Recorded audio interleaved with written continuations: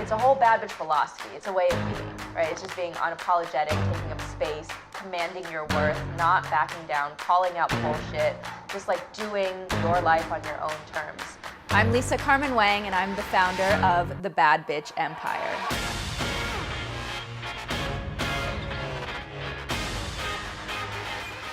Welcome back, bad bitches. Today, I'm here with Nevşah, a globally recognized self-mastery teacher for women. With more than 20 years experience in the field of behavioral sciences, her positions include Vice President at the Graduate School of Behavioral Health Sciences, founding President of the Breath Coaching Federation, and she's also a member of the Breathing Sciences faculty. Nevşah has helped over 40,000 women master their lives and purpose. I am so excited to dive into how she does it. Nevşah, welcome to the Bad Bitch Empire. Hello. I feel like I belong here. You do. So I, as a coach myself, understand that there is a lot of things broken in the coaching industry for women because coaching was effectively a man-made sort of structure. So you've done it very differently yourself. Can you tell us how the coaching systems today are not made for women and how they're broken? Exactly, yeah. The first reason I think why it's broken is because you already said it's man-made. And I sometimes joke about it in my seminars. You know the song, It's a Man's World? I love it. It's a man's world.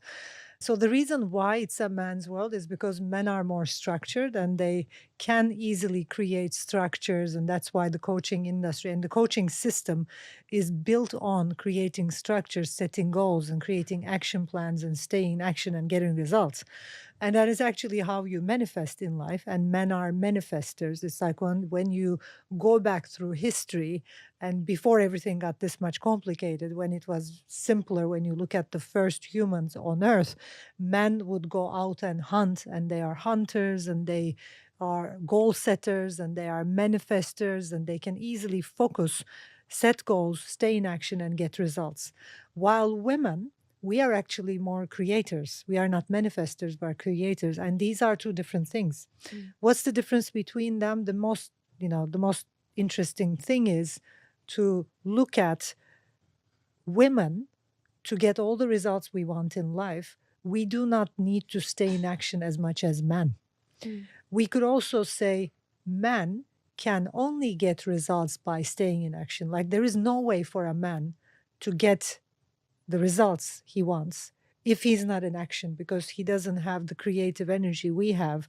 Our bodies create babies, but a man's body doesn't create babies. So we have an immense creative energy. So the way we create our lives, reshape our lives, and get results that's why very different. It doesn't mean that we shouldn't follow man's rules or the structures or the systems. Coaching is an amazing system, but it means that it needs to be transformed. It needs to be changed according to our feminine laws. It's like we have our own inner creative system, which it's kind of like we lose our power, we lose our creative power if we stay in action the whole time.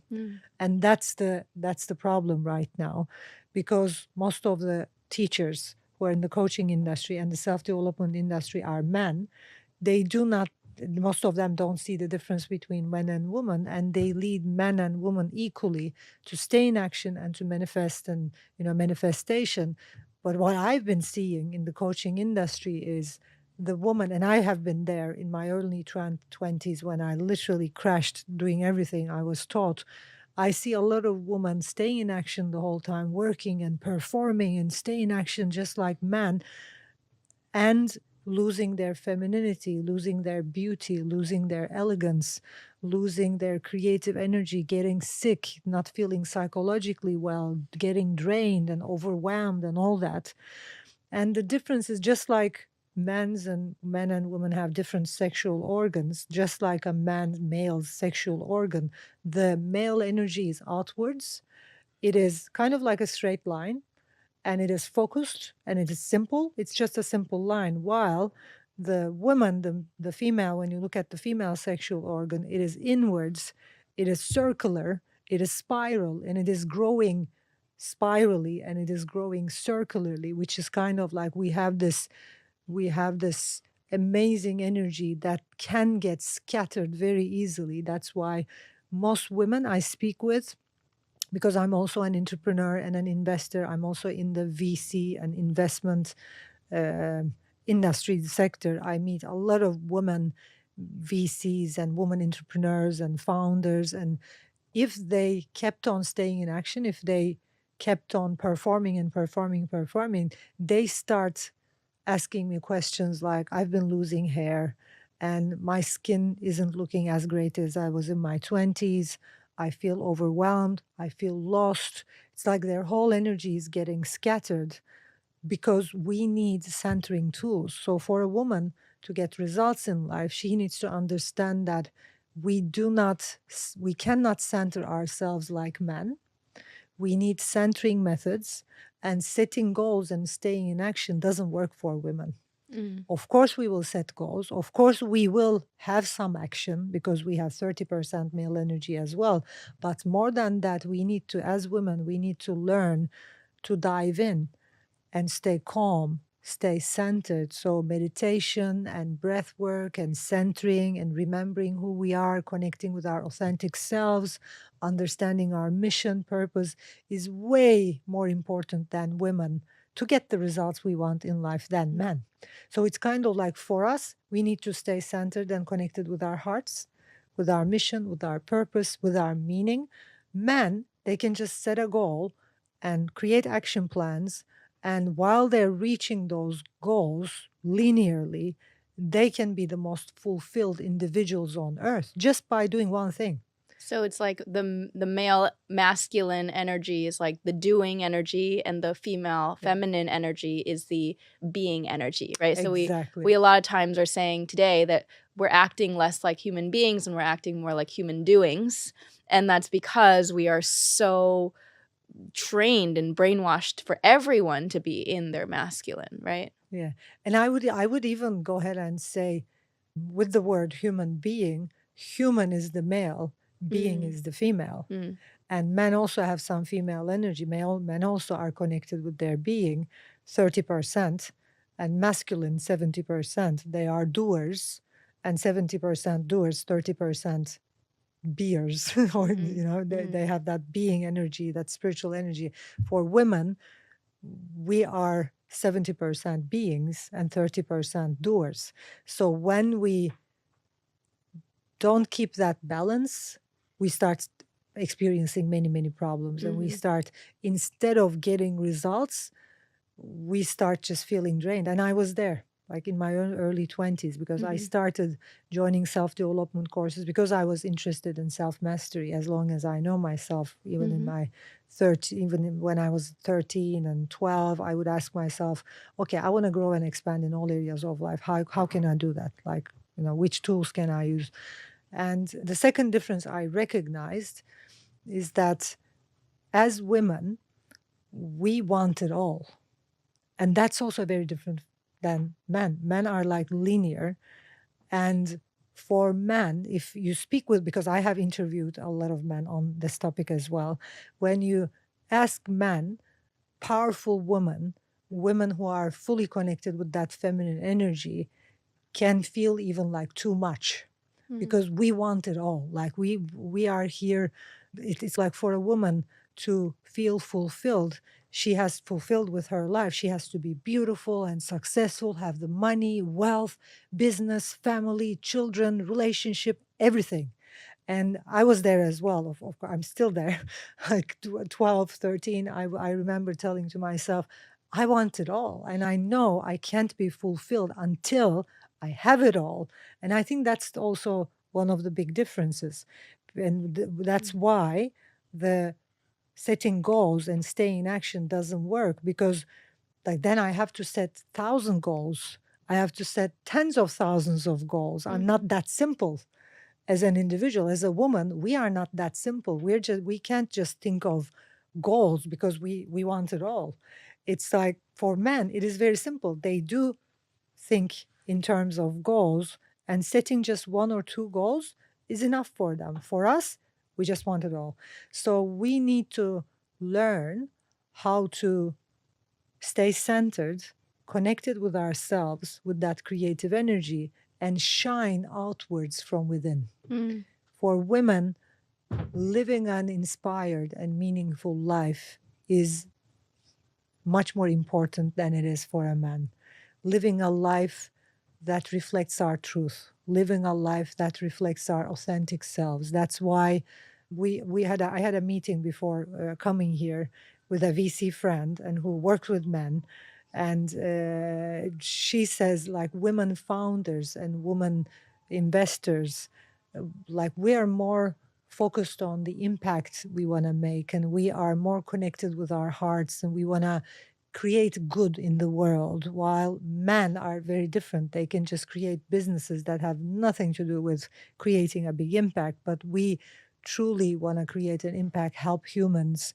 And we, even in the business world, women are more heartful. It's a very different, it's a very different journey. And that's why I've been, with my life, after crashing, after becoming overwhelmed in my 20s, I was like truly depressed because I was doing too much. I was a performer all my life. I played volleyball, national team. I was a successful student, and my parents trained me that way. I think that's also something that's very wrong in the 21st century. Our parents do train us, and they were thinking if I just stopped, they were thinking there was something wrong with me. So I was like on the go and perform, and then with self-mastery and coaching, do more. And then I crashed. And when I look back in my 20s, early 20s, I look back and look at my pictures, photos. It's just so amazing. I'm 50 now, and my energy was way lower when I was in my 20s. Like my skin didn't look like this. I didn't have this light. I wasn't shining. And I was literally in minus energy-wise and light-wise. And I was really, truly drained by using all those modalities and man-made systems and trying to perform. And the moment I stopped, I started meditation, and I said to myself, there's something wrong with this. It's like I thought I would get better results the more I performed. I'm not only getting the results I want, but even though I get the results, I'm not fulfilled, and I just feel drained. Yeah, I've been there a lot of times too, because similarly, I had the athletic background, national team gymnastics, Ivy League, straight A's, good job on finance. And I feel like, there was this constant gap between doing, and actually accomplishing the external goal, but then not feeling energized or fulfilled by it. And I always equate that back to there's still that level of performance where you are outsourcing your worth and validation externally. You need to give yourself to the external world and give all your energy away so that it can say, good job, good girl, give you the pat on the head, versus believing that you are worthy enough when you just ground yourself, when there's no audience, right? When there's no one to give you a good job and a validation, can you actually feel valuable and worthy in your creative power and force just sitting there, right? And just breathing. Yeah, what you say is amazing, because men do not need this like women need it. It's like, I think that's why men have more self-confidence, because they are more connected with the material world and with the ego.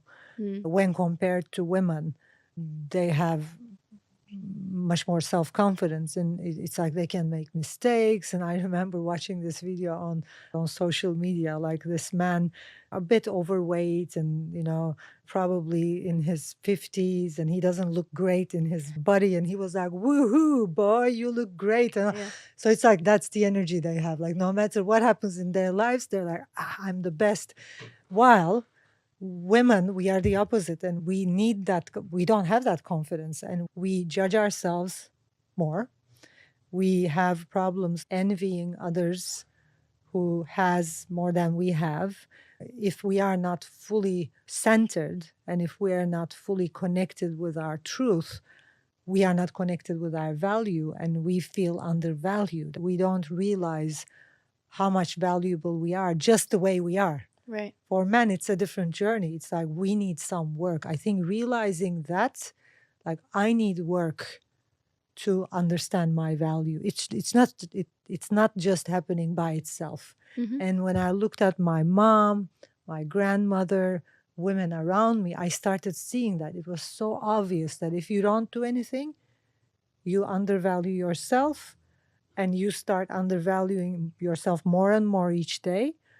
Your children, your husband, everyone is more valuable than you. If we don't do inner work, if we don't consciously practice meditation, stop, spend time with ourselves, spend time with that creative goddess energy, which is within, our connection with the creator, which is this unlimited, amazing energy, we not only drain ourselves, but we start unvaluing ourselves, and we just become a low value individual. And that's Yeah. what's happening with women around the world who does not stop. And there is this whole, they don't value me, they don't respect me. And the secret to that is, it's like what I realize for myself is the more I stop, the more I meditate, practice breath work, dive in, stay just with myself in my own energy, the more respect I started getting and the more valued I became. And it's just amazing how miracles get reflected, in your life. And it's like sometimes, especially I think for men, it is very hard to understand this, but women can understand this not by staying in action, but pausing, meditating, practicing breath work, connecting with my authentic self. I was able to raise not only the frequency, but also the value and how my life is. Like, I was able to increase my wealth, I was able to increase my impact, I was able to increase my number of my businesses, I was able to increase the love I share with my husband, with my kids, with my friends. Social impact, it didn't happen by doing. I was by connecting to myself and by not doing too much, but doing as much and acting smart. Yeah. I So say it's that everything in the world conspires to make you feel unworthy as a woman. And when you are born female, you are already told immediately, especially in so many societies around the world, that you are less worthy.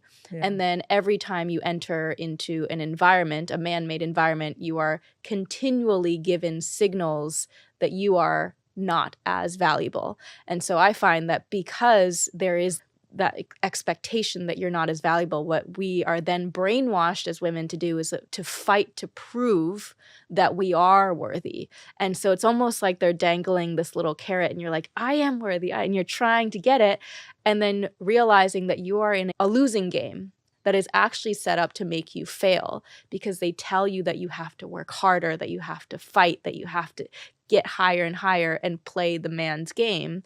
And because then they will also make fun of the women's game, right? The number of men who make fun of spirituality and zodiac and human design and anything related to manifestation or mother nature, right? They're like, oh, that doesn't make sense. You can't graph it. You can't create an Excel spreadsheet of it. And so their focus on what you can see rather than what you can't see, energy, frequency, right? The exchange of just feeling between people that is actually just as real as, let's say, a financial forecast. And so as a woman, I think it's very hard when the entire world conspires to say that it is not enough for you to just sit back and let things come. It's a challenge and also an opportunity, because what I have been experiencing after I went on a spiritual quest and into a deep spiritual journey, which I mean, like today still, for the past 16 years, I practice meditation 2 times a day, every day, very strict, at least half an hour. I spend at least an hour every day to stay connected with myself, to just do some inner work. I work with my mind and remember who I am again and again, because many years ago, I realized that centering myself was the answer to every problem I had. So I kept on a disciplined way doing it, and I kept on teaching it to other women. And it's kind of like the secret over there is like you said, it's a big, huge challenge. And also it's an opportunity, because what happens when we women dive in, connect with ourselves, our values, our own value increases, and it's kind of like this God's self starts being reflected in the world, and people around us start saying, wow, like there is something in her. It's very powerful. It's kind of like we do not need to, as women, tell or say anything, but we can be so centered and so connected with our creation and creator energy, or our real power. Like, most women call it the goddess, and be that. Like, right now, I feel like I don't even have to speak about it. It's my presence tells everything. So I'm like, I don't even have to. It's like you said, man joking about spirituality, this and that. I don't have to talk about breath work. I don't have to talk about meditation. People, even men, they're like, they do get attracted to my presence, and they are kind of like, wow, there is something valuable here. Like, what are you doing with your life? Like, what's this presence about? There is something in you that I recognize, but it's very different. So it's like, and that's what I've been teaching women. It's like, just go on your journey. You don't have to explain anything. You don't have to talk about it. Nobody has to believe in it, or just dive deep and keep on meditating and keep on doing breath work and keep on working with your mind. Like, these 5 principles I've been teaching, and people will see the difference.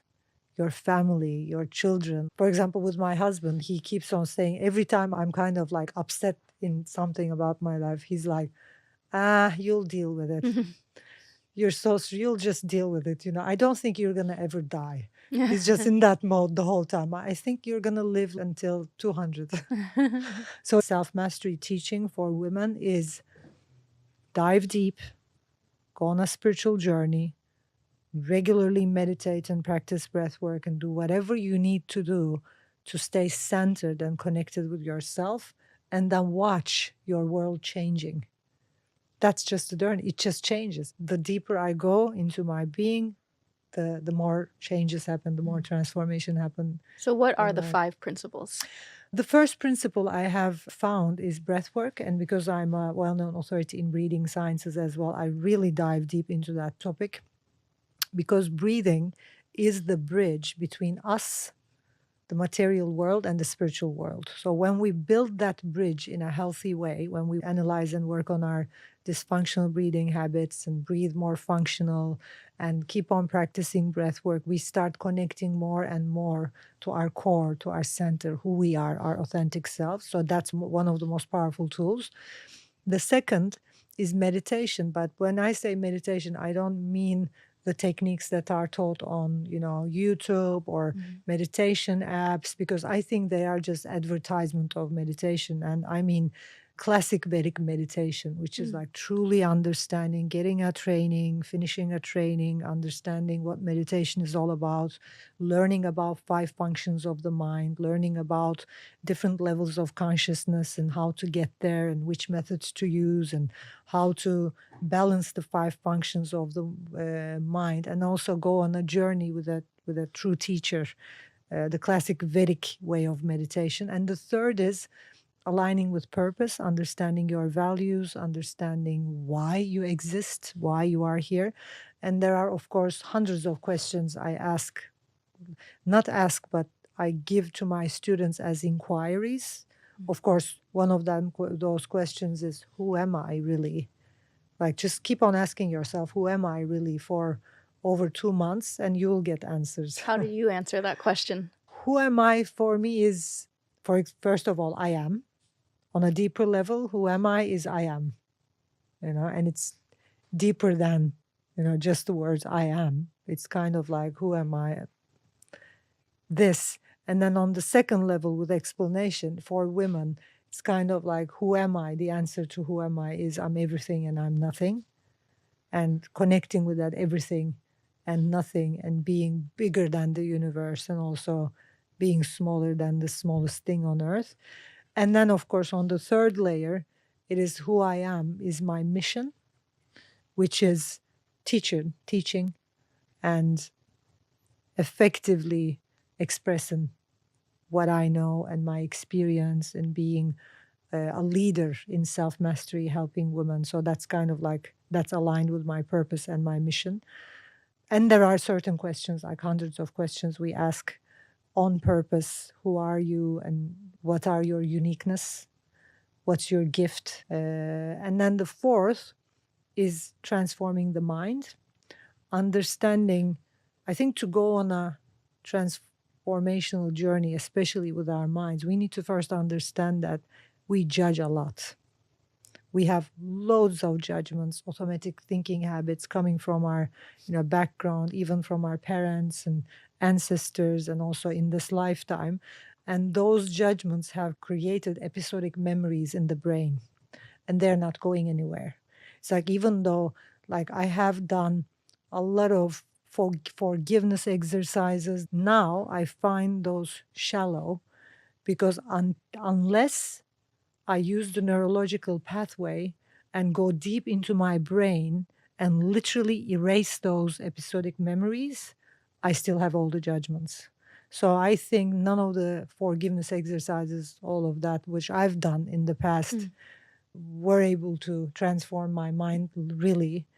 Then when I met Dr. John DeMartini and started working with him, I was amazed by the method he created. He didn't literally create, but he just kind of like got together many methods a lot of doctors have been working on, brought them together. And with his method, DeMartini method, I have been able to change the neurological pathway in my brain and literally erase all the episodic memories. And I think right now in Japan, they're doing an experiment on how DeMartini method is literally crashing all trauma and just neutralizing all trauma in a couple of hours. So you had memories that you have now erased. So do you know the memories that you erased now? Yeah, I have worked on them. Yeah. But I know. So let's say, example, you experienced trauma, right? Yeah. And do you at this present moment know what that trauma is, or you've literally forgotten it? It's not available in your mind. So the answer to that question is, I don't think about it in my daily life because it's not on my brain synapses anymore. So anything we did not transform, any judgment we have sits inside the brain as episodic memories. And this is a neurological information. This is scientific information. And it sits inside the brain synapses. And until we do something about it to neutralize, they are there. And they are the noise in people's minds. So I hear a lot of people like, I can't stop my mind. Of course you can't stop it because you have episodic memories. If they are there, you have a crowded mind. It's like you're going to be thinking about it. So with trauma or with the incidents that happened in the past, if you didn't neutralize them, if there are episodic memories, you're going to be thinking about them and they're going to be affecting your physiology, your chemistry, your daily life activities, and your potential. And once you start working with them, like neutralizing them by using your mind, by using the pathways in your mind to get there, and once you neutralize, you see that there are no traumas in life, which is, of course, changing the whole psychology. And I was in San Fisher University yesterday doing a speech and a workshop, and they're using the app I founded, Breath Hub, and they're doing researches on how breathwork, using Breath Hub, changes people neurologically and also psychologically, like how it heals anxiety, panic attack, depression, what's the effect on your daily energy and activities and all that. There's a research going on, and we will be creating some white papers and scientific documents from that. And yesterday I was sitting with psychologists and psychiatrists, and we spoke about trauma and all, and I was telling them about the DeMartini method and how it transforms. And once you look at the past to the traumatic experience, ask yourself powerful questions to neutralize it and see how you benefited from that experience and neutralize, not only the trauma transforms, but you start feeling grateful for the experience because it brought you to where you are today. And once we get people there, there is no trauma, because trauma is basically some negative judgments about things you experienced in your past. You only see the experience with the negative side. You see the experience one-sided. You don't see the positives. You don't see the benefits. You only see the drawbacks and the negative and all that. And you keep on talking about how it was a drawback for you and how it was negative, all that. Once you stop seeing it negative and look at the other side of the story and see how you benefited from the incident, and how the positive side, the left side and the right side of your brain balances, and also episodic memories. You just erase the episodic memories basically. And now hopefully in Japan they're doing a psychiatric a psychology faculty, probably at a university. They're doing research on how the Martini method can help us end the whole trauma story. Like, people don't have to be traumatized and people don't have to experience trauma anymore, which means we will experience incidents, but we don't have to have traumas about it if we balance it out. Yeah. In the last episode, we were doing a full moon manifestation and about releasing, like, what do you want to let go of in this cycle? And so what I was sharing with the women who were participating in the event was, as you think about some of the experiences, let's say the past traumas or whatever that you want to let go of, as you do that, give gratitude for them and think about, I'm so grateful that this happened for me, not to me, because I learned that I was unbreakable, that I was resilient, that I was a badass and I can get through anything. And so I remember something that happened to me, and I also then realized it took me months to heal from it. And I remember the day that it just occurred to me that, whoa, the universe really put this in my path to test how strong I really was. And what it gave me then was the lessons of just intuitive discernment and attention to nuance as I observe different people. And as these types of, let's say, dark energy tries to come back in my life, that I can spot it now, even if it comes in a different form of a different human. And it's like, okay, I will pay attention and to how I feel, how this person makes me feel, and not allow that in anymore, because now I'm smarter. Yeah. To add to that, beautiful. And I sincerely think what we call the universe, I think, is just ourselves. Like, I remember in one of my meditations, I just realized even before coming to this earth and the material world experience began, I became certain. I kind of like looked at different lives and I was like, I want her life, like Nevşah. I want to be Nevşah. And I chose my parents and I chose a path with everything, in the journey. And I made an agreement with myself and I told to myself, I would like to live an amazing and extraordinary life. And I would like to have everything I want in life. And I'm coming into this lifetime as a co-creator. And I made an agreement with myself, saying to myself, I can only get everything I want if I stayed connected with myself, with my purpose, with my mission. So this is my path. And I will have everything I want in my life if I stay on this path.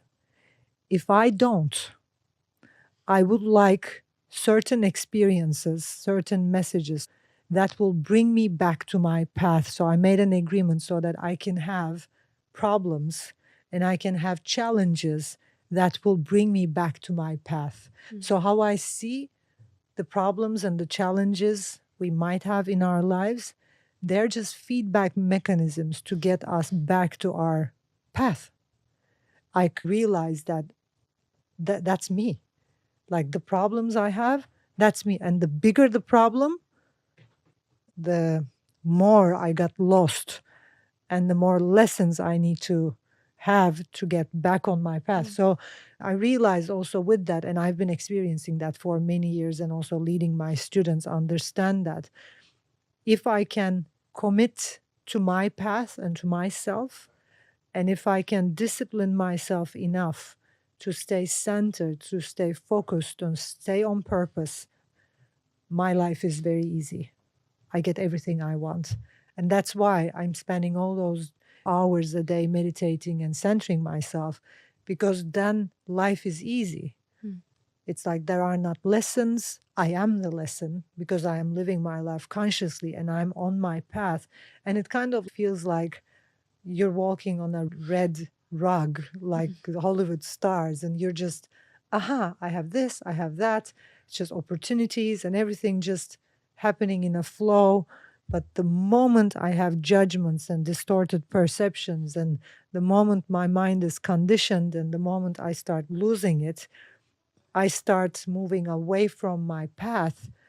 And I made sure, even before coming to this earth experience, I made sure that I have feedback mechanisms, I have health problems, I have psychological problems, I have money problems, I have daily problems, issues to get me back to my path. So it's like the lessons we experience in life are actually trying to get us back to our path. We are the lesson. Yeah.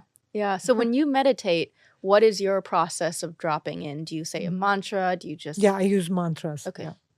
Yeah. And does everyone get their own unique mantra? Or? No, just the classic Vedic mantra. We start with aham and we use different mantras in different consciousness levels. So can you elaborate on the aham that you just said? So the reason why in classic Vedic meditation we use the mantra aham is because it's kind of like I am. The first level of meditation is the being level. So before even going on the next level, which many people try to practice, the mindfulness level, which you start observing your thoughts and feelings and all that, we first need to dive deeper into our being and connect with our being. And aham helps us connect with our being. So it's kind of like, aham is not actually only a mantra. As you know, mantras are just sounds, vibrations, and aham is the vibration of I am.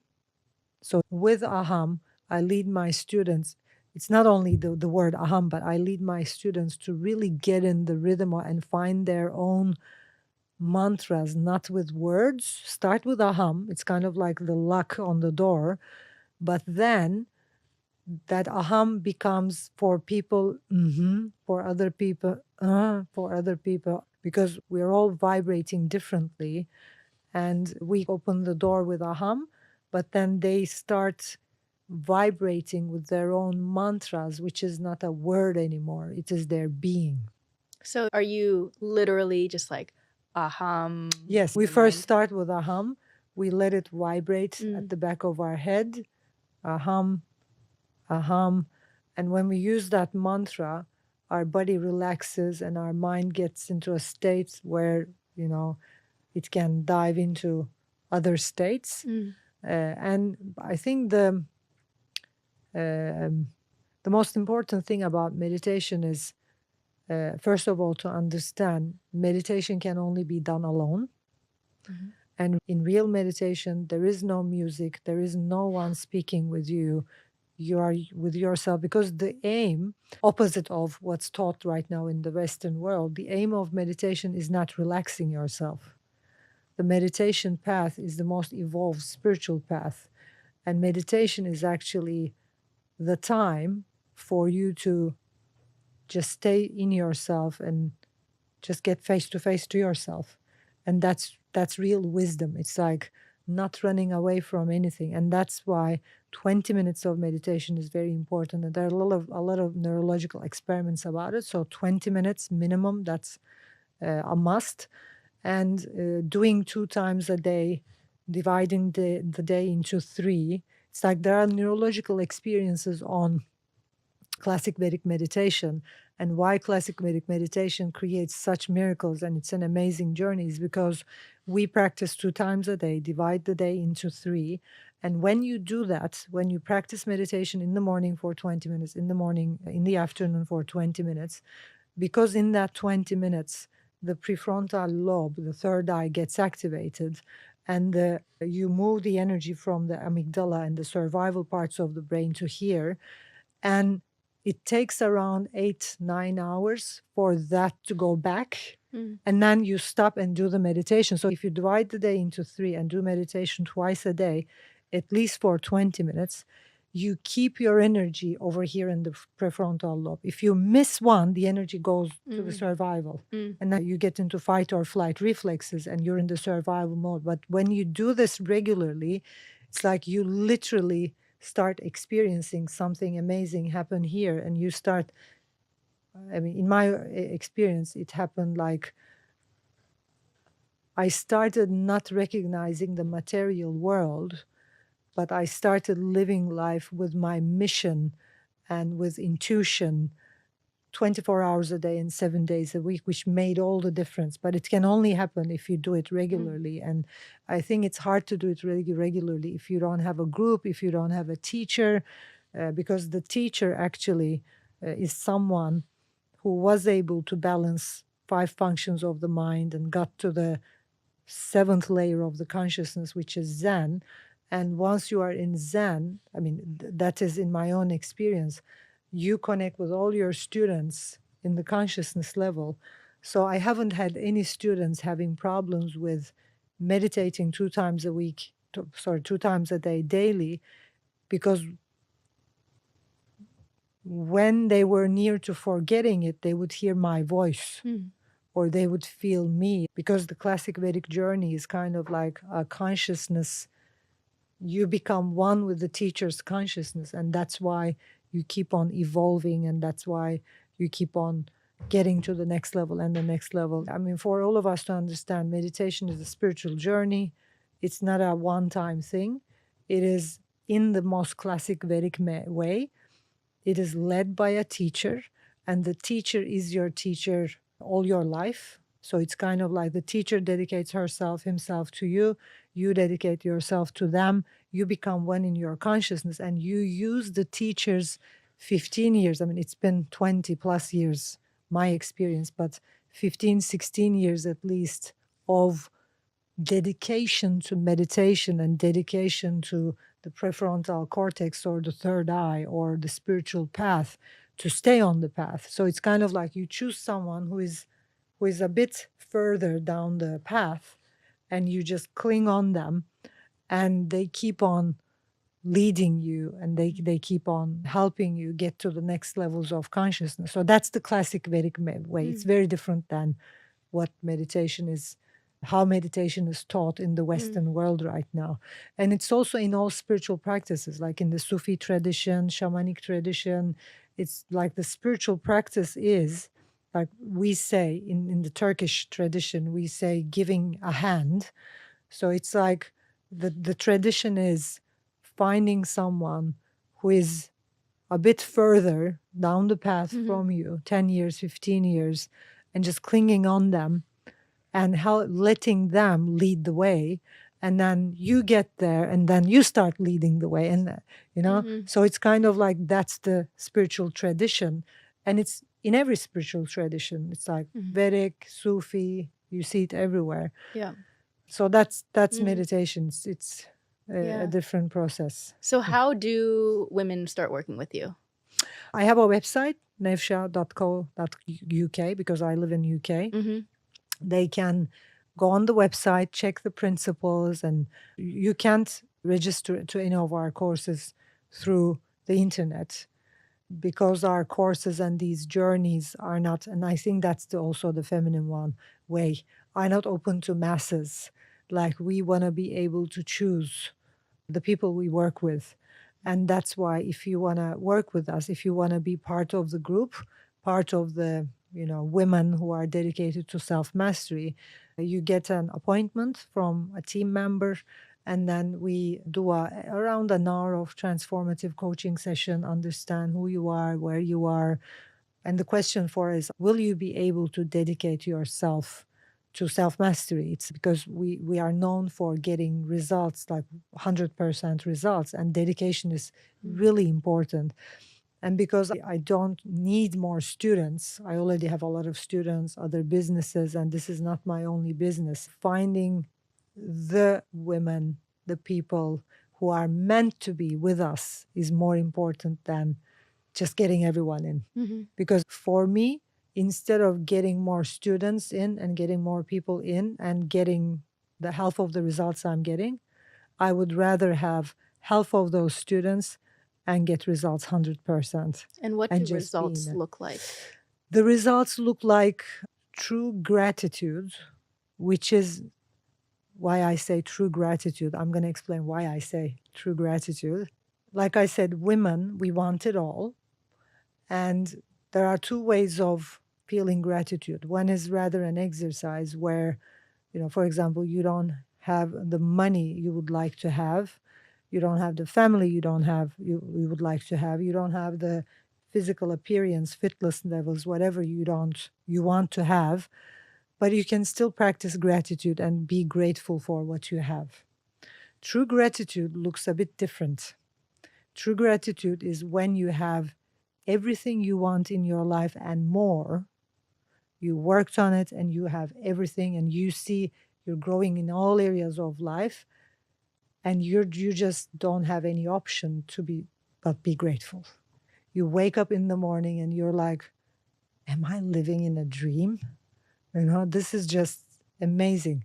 So that's objective, and we are able to get our students to that level. So it's not an exercise of gratitude, but it's rather I can't feel anything but great gratitude. Because it's like, this is more than I ever dreamed of. And if you speak to any of our students, they would say, this is more than I ever dreamt of. So if I can get women say that, this is more than I ever dreamt of, Mm-hmm. I did what I'm here to do. Because we are women more than we can ever think of. Mm-hmm.